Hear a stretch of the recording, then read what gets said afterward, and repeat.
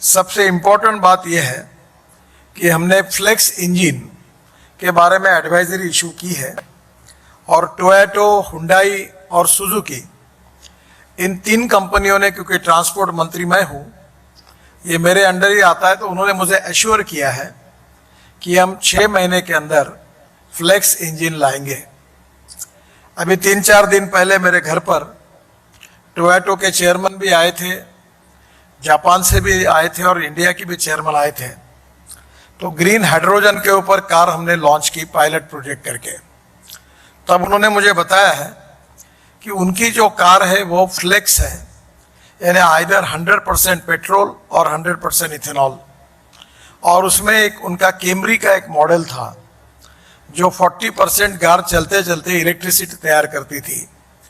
तो आने वाली टोयोटा की कारें ऐसी होगी जो फ्लेक्स इंजन पर होगी, जो हाइब्रिड इलेक्ट्रिसिटी पे होगी। तो 40% इलेक्ट्रिसिटी जनरेट होगी और 100% इथेनॉल यूज करके वो कार 60% चलेगी।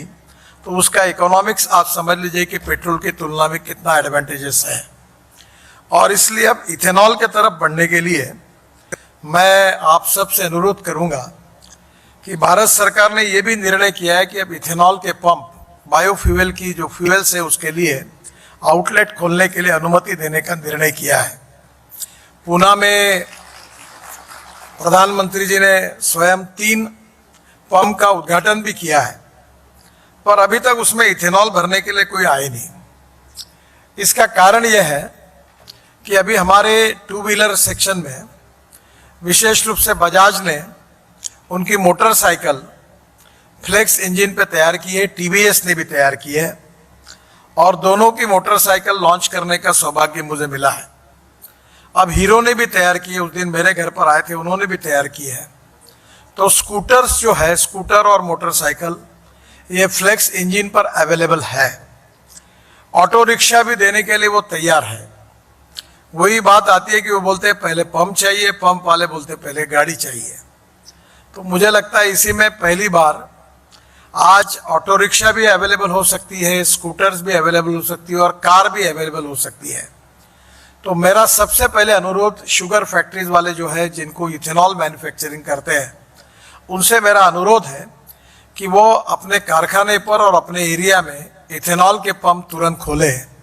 और इथेनॉल के पंप खोलने के बाद अगर वो स्कूटर, ऑटो रिक्शा और कार 100% इथेनॉल पर चालू होगी तो इथेनॉल का कंजम्पशन आप ही कर सकेंगे। तो एक बहुत बड़े प्रमाण में इथेनॉल पेट्रोल के अल्टरनेटिव के रूप में सेल होगा और जिसके कारण आपको काफ़ी फायदा भी होगा, पोल्यूशन भी कम होगा, हमारा इंपोर्ट भी कम होगा और गांव के लोगों को रोजगार भी निर्माण होगा। और इसलिए मेरा अनुरोध है कि शुगर फैक्ट्रीज इथेनॉल का पंप अभी शुरू करने के लिए इंटरेस्ट ले। इसके बारे में अगर कोई अड़चन आती है तो ज़रूर मुझे मिलिए, क्योंकि इसके बारे में मैं ऑलरेडी पेट्रोलियम मंत्री जी के साथ लगातार चर्चा में हूँ और इसलिए ये शुरू करने से ऑटोमोबाइल मैन्युफैक्चरर तुरंत अपने प्रोडक्ट को लॉन्च करेंगे। और एक इम्पॉर्टेंट बात है कि इथेनॉल के प्रोडक्शन के बारे में अलग अलग प्रकार की स्कीम्स है, पर जहाँ तक मेरा अनुमान ये है कि आने वाले 5 साल में जब फ्लेक्स इंजन तैयार होंगे और इथेनॉल की टोटल रिक्वायरमेंट 4000 करोड़ लीटर होगी और जब हम लोग सब ताकत लगा के केवल 465 करोड़ लीटर पर है, तो आने वाले समय में इथेनॉल लेंगे नहीं लेंगे, इस प्रकार की चर्चाएं काफ़ी बार होती है। यह प्रस्तुत है, आप में जितना दम होगा आप तैयार करिए। मुझे नहीं लगता कि इथेनॉल के लिए कोई मार्केट के लिए प्रॉब्लम होगा, इतना इथेनॉल का मार्केट अवेलेबल है। तो एक प्रकार से काफ़ी बड़े प्रमाण पर सरकार लगातार ये कोशिश कर रही है कि इथेनॉल के अलग और कैसे उपयोग हो सकते हैं। ब्राज़ील ने तो इथेनॉल से बायोप्लास्टिक भी बनाया और वो बायोप्लास्टिक बायोडिग्रेडेबल है। तो मुझे लगता है कि धीरे धीरे बीच में उसकी भी ट्रायल हिंदुस्तान में हुई थी और ये पेट्रोलियम प्लास्टिक की तुलना में उसकी कीमत लगभग बराबर थी। पर अब ये पेट्रोल और इसकी जो कीमतें लगातार फ्लक्चुएट होती थी, उसके कारण ब्राज़ील की वो इंडस्ट्री अब फिलहाल काम नहीं कर पा रही। मेरा आपसे अनुरोध है कि आने वाले समय में इथेनॉल में काफ़ी रिसर्च हो रहा है और अभी जो ब्राज़ील की कंपनी है एम्ब्रिल, जो छोटे जेट बनाती है, उन्होंने ऑलरेडी इसमें काफ़ी काम किया है और मैंने एक ग्रुप की मीटिंग भी ली है और हम कोशिश कर रहे हैं कि एविएशन इंडस्ट्री में भी इथेनॉल का उपयोग कैसे हो। और इसलिए स्वाभाविक रूप से बीच में स्पाइस जेट का एक प्लेन देहरादून से हमने दिल्ली लाया था और उस समय ये जो प्लेन था इसमें 50% बायोफ्यूल यूज हुई थी। तो आने वाले समय में एविएशन में आपको मालूम होगा 2 साल पहले 26 जनवरी को जो हमारे दिल्ली में फाइटर जेट उड़े थे उन सब ने 100% बायो इथेनॉल यूज किया था।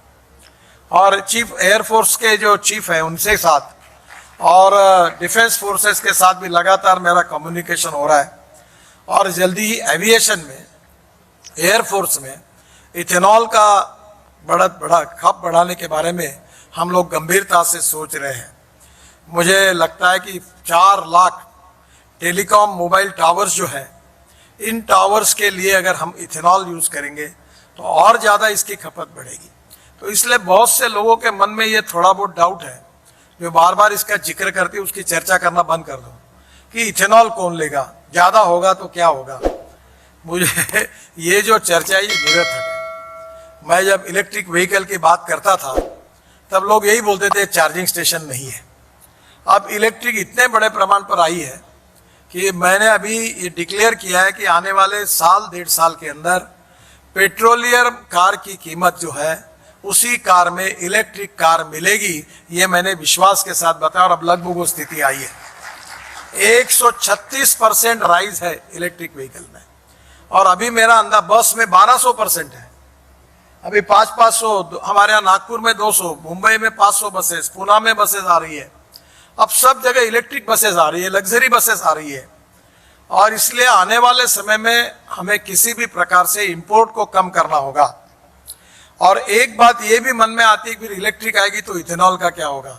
आप चिंता मत करिए, हिंदुस्तान का 2 बातों में रिकॉर्ड है, एक पॉपुलेशन बढ़ाने में और दूसरा व्हीकल नंबर बढ़ाने में। व्हीकल पॉपुलेशन और जनसंख्या दोनों बढ़ाने में हिंदुस्तान की जनता का विक्रम हर समय वर्ल्ड में पहले नंबर पर रहने वाला है। आप चिंता मत करो। और इसलिए इथेनॉल कितना भी तैयार होगा तो भी पेट्रोल व्हीकल रहने वाले, डीजल व्हीकल रहने वाले, ये सब चलने वाला है। अभी ARI ने और एक रिपोर्ट भेजी है कि डीजल में भी 15% इथेनॉल डालना, ये भी अभी इसकी भी ट्रायल शुरू है। Ethanol, methanol, biodiesel, bio CNG, bio LNG, electric, green hydrogen, ये हमारी फ्यूचर है। और हम लोग एनर्जी इंपोर्ट करने वाले नहीं, हमें एनर्जी एक्सपोर्ट करने वाला देश बनना है। और किसानों को केवल अन्नदाता नहीं कहना है, तो किसानों को ऊर्जादाता बनाना है, क्योंकि अन्नदाता बनकर किसान की गरीबी कभी दूर नहीं हो सकती। अब अन्न बहुत सरप्लस हुआ है, अब ऊर्जा जो है उसमें हमारा शॉर्टेज है। अब किसानों को ऊर्जादाता बनाना, diversification of agriculture towards energy and power sector is the need of the hour. और यही बात को अगर शुगर फैक्ट्रीज वाले और गंभीरता से लेंगे तो मुझे लगता है कि ये परिवर्तन बहुत जल्दी होगा। और इसलिए फिर से एक बार मैं आपसे अनुरोध करता हूं कि शुगर